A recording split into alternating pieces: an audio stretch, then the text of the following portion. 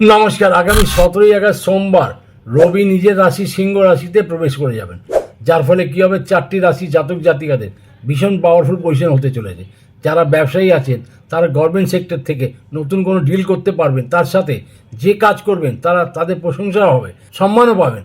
আর যারা গভর্নমেন্ট চাকরি করছেন তাদেরও পজিশন খুব ভালো হবে, তারা প্রমোশন পেতে পারে। এই সময়টা ভীষণ ভালো হবে, মানে পুরো চান্স আছে, এটা খেয়াল রাখুন।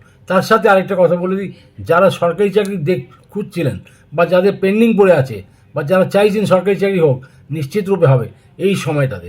কারণ 17ই আগস্ট থেকে নিয়ে আপনাদের সরকারি চাকরির যোগ ভীষণভাবে লেগে যাচ্ছে। আর তাহলে আপনাকে জানিয়ে দিই চারটে কোন রাশি আছে। চারটে রাশির মধ্যে প্রথম রাশি হচ্ছে মেষ রাশি, তারপর দ্বিতীয় রাশি হচ্ছে তুলা রাশি, তৃতীয় হচ্ছে বৃশ্চিক রাশি, চতুর্থ হচ্ছে ধনু রাশি। এই চারটি রাশি এত সুন্দর সুযোগ পেতে চলেছে, এটাকে হাতছাড়া করবেন না।